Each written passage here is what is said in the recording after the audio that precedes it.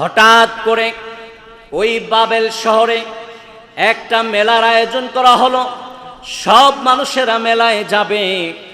ইব্রাহিম আলাইহিস সালামকে আজর প্রশ্ন করলো, বাবারে তুমি কি মেলায় যাইবা না? হযরত ইব্রাহিম আলাইহিস সালাম আকাশের দিকে তাকায়া কয়, ইন্নী সাকিম, আমি অসুস্থ, আমার অসুস্থতা আছে, আমি মেলায় যেতে পারবো না। এই জন্য কোনো মুসলমান মেলায় যেতে পারে না। মুসলমানের জন্য কি মেলা? মুসলমানের জন্য মসজিদ, মুসলমানের জন্য মাদ্রাসা, মুসলমানের জন্য মাহফিল, ঠিক কিনা বলেন? সম্মানিত হাজিরিন, আমাদের পিতা ইব্রাহিম মেলায় যায় নাই, আমরা কেমনে মেলায় যাই? এটা কি সম্ভব? মিল্লাতা আবিকুম ইব্রাহিমা হুয়া সাম্মাকুমুল মুসলিমিন। আমাদের মুসলমান জাতির পিতা হচ্ছে ইব্রাহিম। উনি আমাদের নাম রাখছেন মুসলমান। বলেন সুবহান। সম্মানিত হাজিরিন, উনি কি বললেন? যে আমি অসুস্থ, আমি মেলায় যেতে পারবো না। এই দিক দিয়ে কাফির মুশরিকরা যখন মেলায় গেল, ইব্রাহিম আলাইহিস সালাম সব মূর্তি ভেঙ্গে চুরমার করে দিলেন।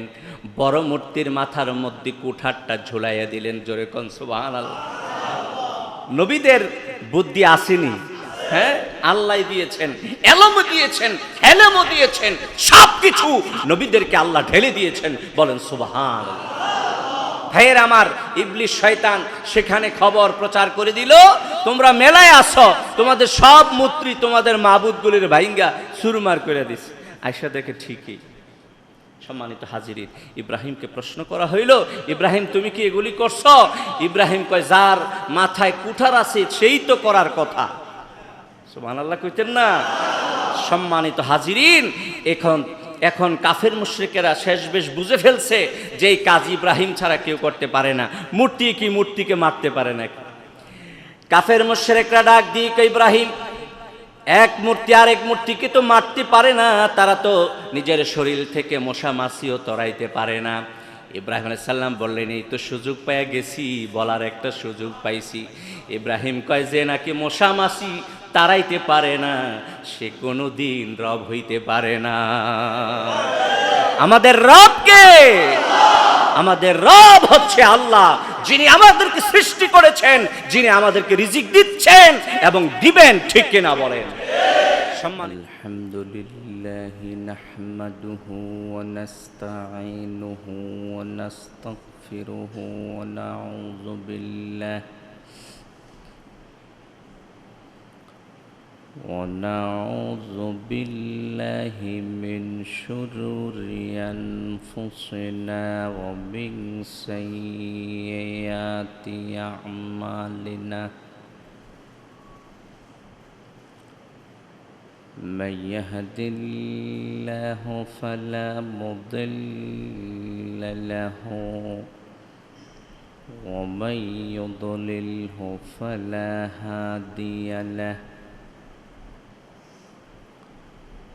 ونشهد أن لا إله إلا الله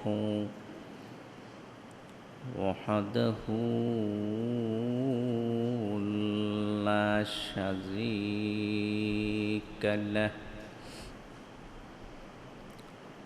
ونشهد أن سيدنا ومولانا محمدا عبده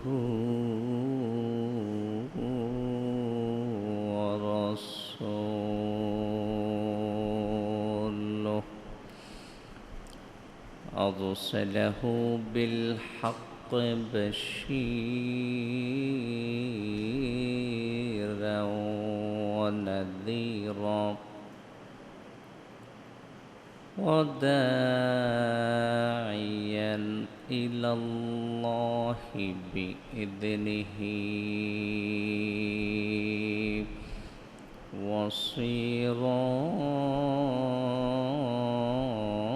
وسراجا منيرا غيره أما بعد فأعوذ بالله من الشيطان الرجيم بسم الله الرحمن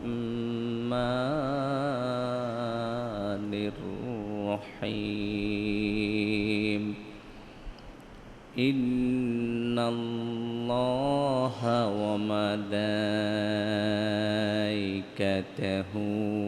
يصلون على النبي يا أيها الذين آمنوا صلوا عليه وسلموا تسليما اللهم صل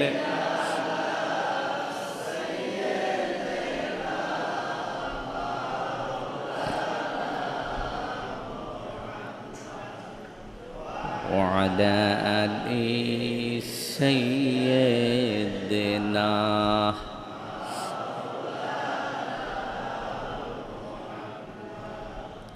بلغ العلا بكماله كشف الدجى بجماله حسنت جميع خصاله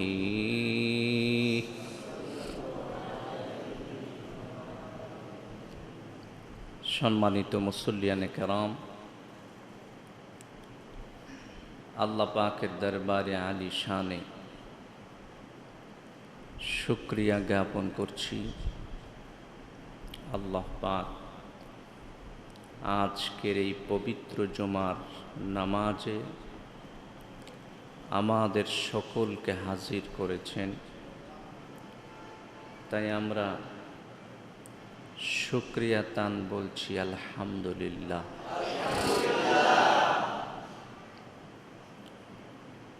সম্মানিত মুসলমান ভাইয়েরা,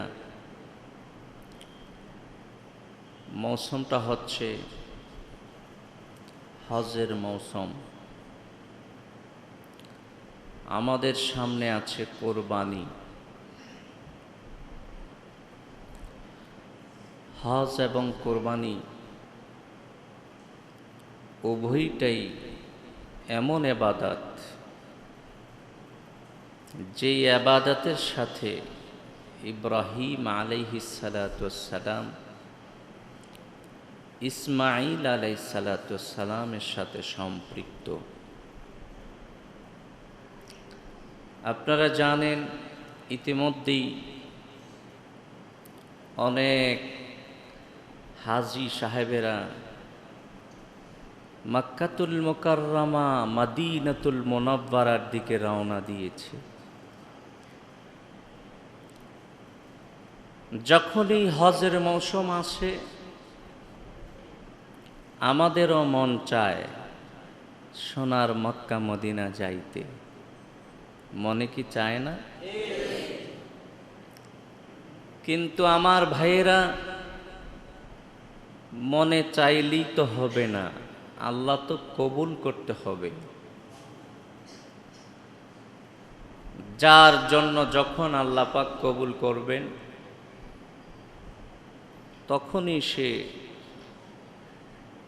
কাবার চত্বরে যাইয়া লাব্বাইক আল্লাহুম্মা লাব্বাইক বলতে পারবে। এই তো কিছুক্ষণ আগে শুনলাম আমাদের গ্রামের ইকবাল ভূঁইয়া সাহেব উনি হজে যাবেন। কথাটা শুনে আমার চোখের সামনে মক্কা এবং মদিনার স্মৃতিগুলি ভেসে উঠল। কিভাবে কাবার চত্বরে তোয়াফ করেছি, কিভাবে রসুলের রওজায় সালাম দিয়েছি, সবই যেন আমার চোখের সামনে ভেসে ওঠে। মক্কাতুল মুকাররমা, মদিনাতুল মুনাওয়ারা এমন দুইটি জায়গা, এমন দুইটি জায়গা যে জায়গায় একবার গেলে তৃপ্তি মিটে না, বারবার যেতে চায় সোনার মক্কা ও মদিনা। মনে কি চায় না যেতে? আল্লাহ যেন আমাদের সকলের জন্য কবুল করে, মঞ্জুর করে, বলেন আমিন। ভাইয়েরা আমার, হজ এবং কোরবানির ইবাদত ইব্রাহিমের সাথে সম্পৃক্ত। আপনি দেখেন, কাবা ঘর নির্মাণ করেছেন ইব্রাহিম আলাইহিস সালাতুস সালাম। কাবা ঘরের পাশে মাকাম ইব্রাহিম আছে, যেখানে ইব্রাহিম আলাইহিস সালামের কদমের ছাপ আছে। তার পাশে আছে জমজম।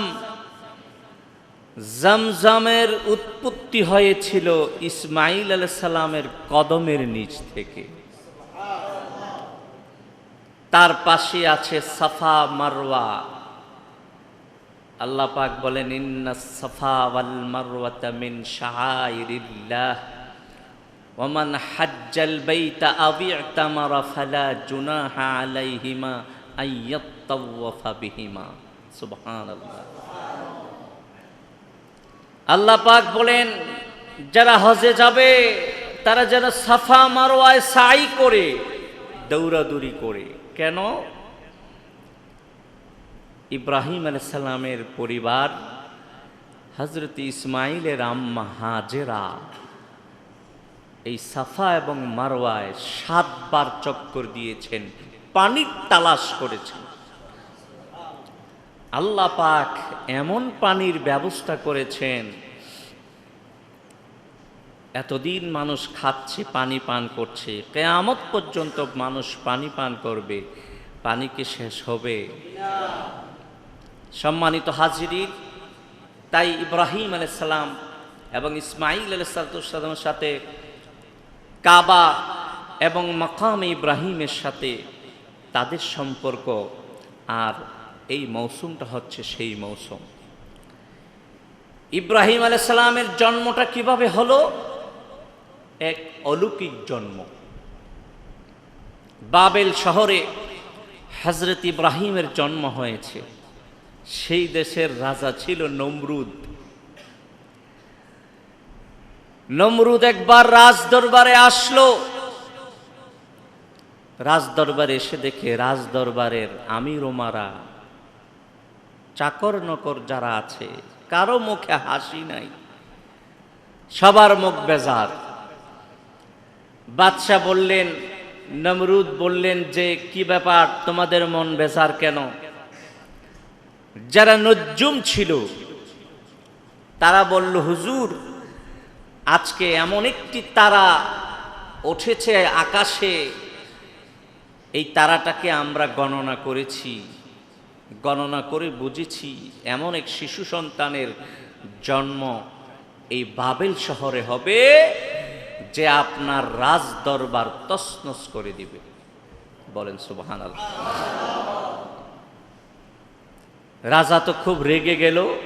নমরুদ ডাক দিয়ে বলল, কতদিনের মধ্যে সে দুনিয়ায় আসবে মায়ের পেটে? নজ্জুমরা বলল, 3 দিনের মধ্যে সে মায়ের পেটে আসবে। রাজা ফরমান জারি করে দিলেন, পুরা দেশে এলান করে দিলেন, এই 3 দিন কোনো স্বামী স্ত্রীর সাথে মিলন করতে পারবে না। কিন্তু আমার ভাইয়েরা, আল্লাহ পাক যেটা করেন সেটা দুনিয়ার কোনো মানুষ বাধা দিয়ে রাখতে পারে না। ইব্রাহিম আলাইহিস সালামকে আল্লাহ প্রেরণ করবেন, কেউ বাধা দিয়ে রাখতে পারবে? 3 দিন হয়ে গেল। 3 দিন পরে বাদশাহ নমরুদ নজ্জুমদেরকে ডাক দিয়ে বলছে, নজ্জুমরা রে, এবার আসমানের তারকাগুলি গণনা করো, গণনা করে আমাকে হিসাব লাগায়া বলো, যেই সন্তানের দুনিয়ায় 3 দিনের মধ্যে আসার কথা ছিল, সন্তানটা মায়ের পেটে আসছে কিনা। তারা তারকাগুলি গণল, হিসাব নিকাশ করে বলল যে সে মায়ের পেটে চলে আসছে। সুবহানাল্লাহ। সম্মানিত হাজিরিন, কিভাবে মায়ের পেটে আসলো? নমরুদ যখন ফরমান জারি করে দিলেন কোনো স্বামী স্ত্রীর সাথে মিলন হবে না, ওই নমরুদের একজন পাহারাদার ছিল আজার। ইবনে কাসিরের মধ্যে তার নাম এসেছে তারেখ। ওই আজর ছিল, সারা রাত নমরুদ ঘুমাইতো, আজর পাহারা দিত। এক হাতে তরবারি, আরেক হাতে আলো নিয়ে দাঁড়িয়ে থাকতো। হঠাৎ করে গভীর রাত যখন হয়ে গেল, তার স্ত্রীর কেন জানি ঘরে ভালো লাগতেছিল না, স্বামীকে এক নজর দেখার জন্য মন চাইতেছিল। স্বামীর কাছে যখন আসলো, স্বামীরও মন চাইতেছিল স্ত্রীর সাথে মিলন করবে। ভাইয়েরা আমার, সম্মানিত হাজিরিন, কিন্তু এক হাতে তলোয়ার আর এক হাতে আলো বাতি, কি করবে, কার কাছে দিবে? আল্লাহ একজন ফেরেশতা পাঠাইয়া দিলেন, ফেরেশতারে যাও ওই আজরের তরবারি আর বাতিটা হাতে নাও, সে তার কাজটা সেরে নেক। জোরে কোন সুবহানাল্লাহ। এই তো মায়ের পেটে চলে আসছে। ওয়ামাকারু ওয়ামাকারাল্লাহ ওয়াল্লাহু খায়রুল মাকিরিন। কাফের মুশরিকেরা ষড়যন্ত্র করে আর আল্লাহ পাক কৌশল অবলম্বন করে। বলেন সুবহানাল্লাহ। কাফের মুশরিকদের ষড়যন্ত্র আমার আল্লাহ পাকের কৌশলের সাথে টিকতে পারে না, ঠিক না? আজকে দেখেন না, কাফেররা মুসলমানের বিরুদ্ধে ষড়যন্ত্র করছে।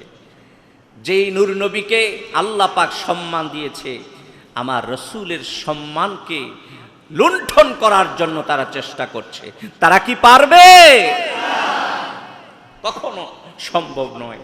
মুহাম্মদ সাল্লাল্লাহু আলাইহি ওয়াসাল্লামের এই চেরাগকে আল্লাহ প্রজ্বলিত করেছে, এই চেরাগ কেউ নিভাইতে পারবে?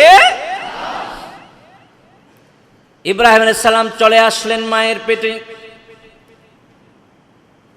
নজ্জুমরা হিসাব করে বলে দিল, বাদশাহ মহারাজ মায়ের পেটে চলে আসছে। নমরুদ ফরমান জারি করে দিলেন, আজকের দিনের হিসাবে যেই সমস্ত সন্তানেরা দুনিয়ায় আসবে, এই দিনের হিসাবে যেই সমস্ত সন্তানেরা দুনিয়ায় আসবে, তাদেরকে রাখা যাবে না, তাদেরকে হত্যা করতে হবে। জোরে কর নাউজুবিল্লাহ। হত্যার অর্ডার হয়ে গেল।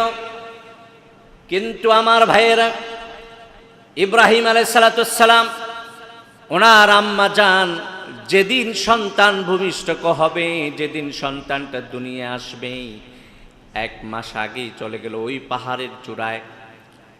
পাহাড়ের চূড়ায় যেন আল্লাহ পাক তার জন্য একটা গর্ত ঘরের মতো রেখে দিয়েছিল। সেই ঘরের মধ্যেই ইব্রাহিমের আম্মা আশ্রয় নিয়েছে। বলেন সুবহানাল্লাহ। সবকিছুর ব্যবস্থা যিনি করতে পারেন তিনি কে? সুবহানাল্লাহ। ইব্রাহিম আলাইহিস সালামের জন্য ব্যবস্থা হয়ে গেছে ঘরের পাহাড়ের চূড়ায়। সম্মানিত ভাইয়েরা আমার, ইব্রাহিম যখন দুনিয়ায় আসলেন, ইব্রাহিমের আম্মা চেহারাটার দিকে তাকায়া দেখে এত সুন্দর চেহারা, এত সুন্দর চেহারা, দুনিয়াতে মনে হয় এ পর্যন্ত এত সুন্দর চেহারা নিয়ে কেউ আসে নাই। এ তো নবীর চেহারা। কোনো নবী কালো ছিলেন না, কোনো নবী কালো ছিলেন না। সব নবীরা সুন্দর ফুটফুটে ছিলেন, যেন আল্লাহ পাক জান্নাতের রৌনক তাদের চেহারায় ঢেলে দিয়েছেন। বলেন সুবহানাল্লাহ। ইব্রাহিম আলাইহিস সালাম যখন দুনিয়ায় আসলেন, তার মা সন্তানটাকে আদর করল, অনেক যত্ন করল। ওই গর্তের ভিতরে নিজের বুকের দুধ পান করাইল। তারপর ইব্রাহিম আলাইহিস সালামকে সেখানে রেখে, ইব্রাহিম নবীকে সেখানে রেখেই নিজের ঘরের দিকে চোখের পানি মুছতে মুছতে রওনা দিলেন। আল্লাহ পাক জিব্রাইলকে পাঠাইয়া দিলেন, জিব্রাইল যাও, আর দেরি কইরো না, আমার ইব্রাহিম কষ্ট পাবে। ইব্রাহিমের দুইটা আঙ্গুল মুখের মধ্যে ঢুকাইয়া দাও। ঢুকাইতে দেরি, একটা আঙ্গুল থেকে দুধ আর একটা আঙ্গুল থেকে মধু বাহির হইতে দেরি না। আল্লাহ পাক ওই গর্তের ভিতরে ইব্রাহিম আলাইহিস সালামকে একদিন নয়, 2 দিন নয়, 1 বছর নয়, 2 বছর নয়, 7 বছর এই অলৌকিক খাবার খাওয়াইয়া আল্লাহ পাক লালন পালন করেছেন। সুবহানাল্লাহ। আর আল্লাহ পাক হেফাজতের দায়িত্ব নিজ হাতে নিয়েছেন। ইব্রাহিম আলাইহিস সালাম যেই গর্তের ভিতরে ছিলেন, গর্তের মুখের মধ্যে আল্লাহ পাক একটা পাথর চাপা দিয়ে দিলেন, যেন দুনিয়ার মানুষ বুঝতে না পারে এই পাথরের নিচে গর্তের ভিতরে কি আছে। মাঝে মধ্যে 1 মাস পরে পরে ইব্রাহিম আলাইহিস সালামের আম্মা জান আসতেন, আসলে আস্তে করে পাথরটা সরে যেত। সুবহানাল্লাহ। ভাইয়ের আমার, মাঝে মধ্যে ইব্রাহিমের আম্মা যখন আসে, ইব্রাহিম আলাইহিস সালামকে চুমু দেয়, তার গালে চুমু দেয়, কপালে চুমু দেয়, আদর যত্ন করে দেখে সন্তানটা জান্নাতি হাসি হাসতেছে। সুবহানাল্লাহ। এত মায়া, এত মায়া, মার কলিজাটা ভরে গিয়েছিল, কিন্তু মা চোখের পানি ফালাইয়া ফালাইয়া কান্দে, সন্তানটারে নিজের ঘরে নিতে পারতেছে না। ভাইয়ের আমার, এইভাবে ইব্রাহিম আলাইহিস সালামকে 7 বছর আল্লাহ লালন পালন করেছেন। 7 বছর পরে যখন তার মা আবার তাকে দেখার জন্য এসেছে, ইব্রাহিম ডাক দিয়ে কয়, মা তোমার রবকে বলো।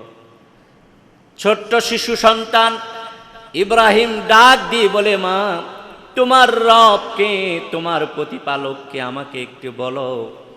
ইব্রাহিমের মা কয়, তোমার বাবা আমারে খাওয়ায়, তোমার বাবা আমাকে পানি দেয়, তোমার বাবাই তো আমার রব হবে। জোরে কন্যা নাউজুবিল্লাহ।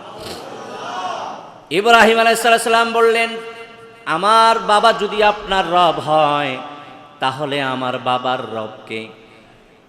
ইব্রাহিমের আম্মা ডাক দিয়ে কয়, সন্তান রে, তোমার বাবার রবকে হবে, তোমার বাবারে যে বেতন দেয় নমরুদ সে রব হবে। জোরে কন্যা নাউজুবিল্লাহ।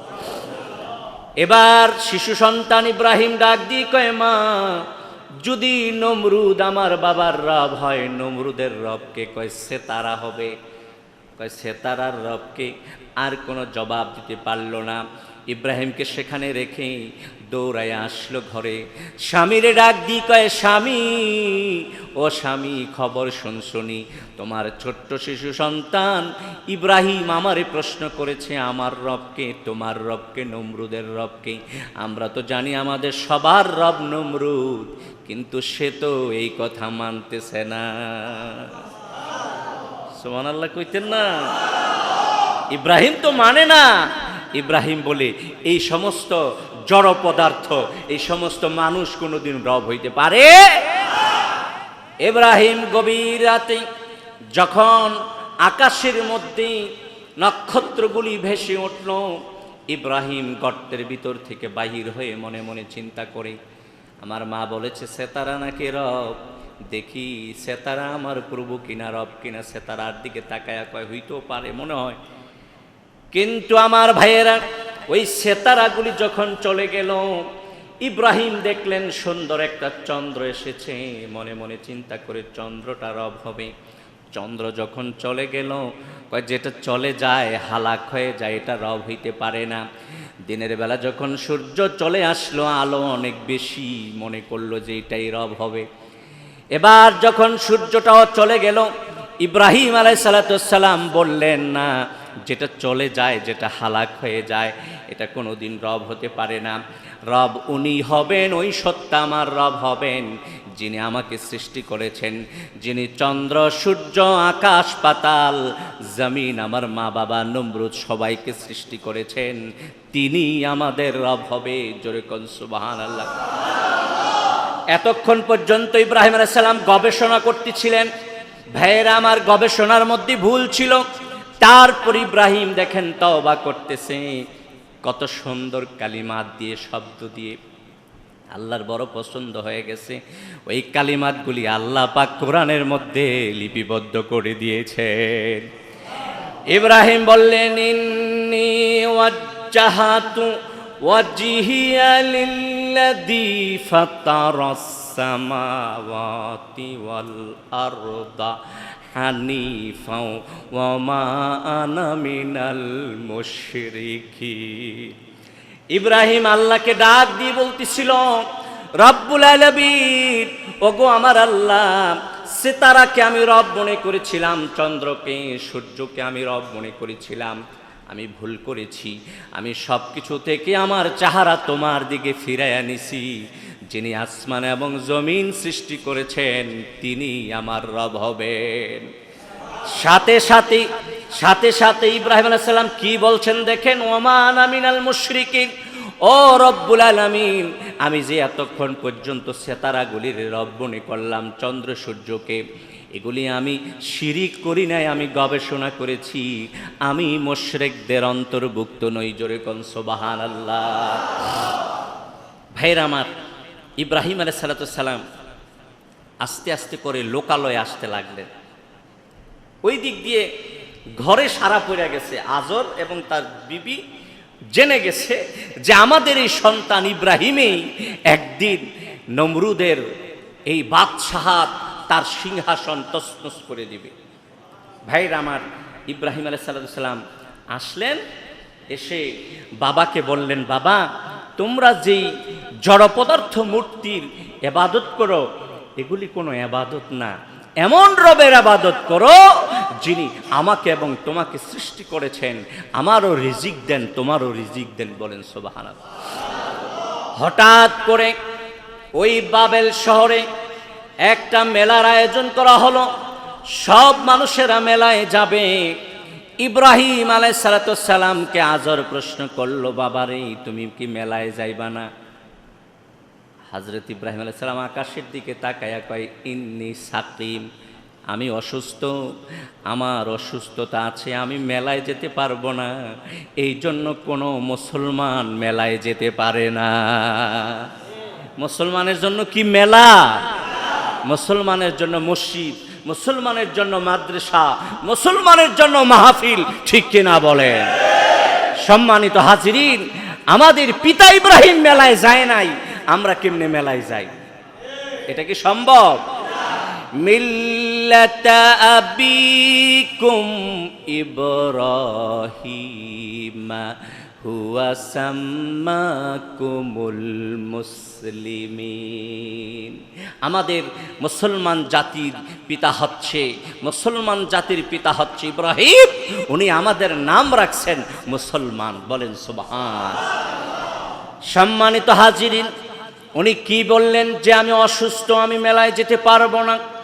এই দিক দিয়ে কাফির মুশরিকরা যখন মেলায় গেল, ইব্রাহিম আলাইহিস সালাম সব মূর্তি ভেঙ্গে চুরমার করে দিলেন, বড় মূর্তির মাথার মধ্যে কুঠারটা ঝুলাইয়া দিলেন। জোরে কোন সুবহানাল্লাহ। নবীদের বুদ্ধি আসেনি, হ্যাঁ, আল্লাহ দিয়েছেন, এলমও দিয়েছেন, হেলেমও দিয়েছেন, সব কিছু নবীদেরকে আল্লাহ ঢেলে দিয়েছেন। বলেন সুবহানাল্লাহ। ভাইয়ের আমার, ইবলিস শয়তান সেখানে খবর প্রচার করে দিল, তোমরা মেলায় আসো, তোমাদের সব মূর্তি তোমাদের মাবুদগুলির ভাইঙ্গা চুরমার করে দিস। আয়েশা দেখে ঠিকই। সম্মানিত হাজিরিন, ইব্রাহিমকে প্রশ্ন করা হইল, ইব্রাহিম তুমি কি এগুলি করছো? ইব্রাহিম কয়, যার মাথায় কুঠার আছে সেই তো করার কথা। সুবহানাল্লাহ কইতেন না? সম্মানিত হাজিরিন, এখন কাফের মুশরিকেরা শেষ বেশ বুঝে ফেলছে যে এই কাজ ইব্রাহিম ছাড়া কেউ করতে পারে না। মূর্তি কি মূর্তিকে মারতে পারে না? কাফের মুশরিকরা ডাক দিয়ে, ইব্রাহিম, এক মূর্তি আরেক মূর্তিকে তো মারতে পারে না, তারা তো নিজের শরীর থেকে মশা মাছিও তরাইতে পারে না। ইব্রাহিম আলাইহিস সালাম বললেন, এই তো সুযোগ পেয়ে গেছি, বলার একটা সুযোগ পাইছি। ইব্রাহিম কয়, যে নাকি মশা মাছি তারাইতে পারে না, সে কোনোদিন রব হইতে পারে না। আমাদের রব কে? আমাদের রব হচ্ছে আল্লাহ, যিনি আমাদেরকে সৃষ্টি করেছেন, যিনি আমাদেরকে রিজিক দিচ্ছেন এবং দিবেন, ঠিক কিনা বলেন? সম্মানিত হাজিরিন, আমি অল্প অল্প করে প্রতি জমায় ইব্রাহিমের কথা বলবো, ইসমাইলের কথা বলবো। ইনশাআল্লাহ কোরবানির আগেই এই সব ইতিহাস শেষ করে দিব। আমা তৌফিক ইল্লা বিল্লাহ। আল্লাহ যেন কবুল করে, মঞ্জুর করে, বলেন আমিন। ওয়া আখির দাওয়ানা আলহামদুলিল্লাহ আলামিন।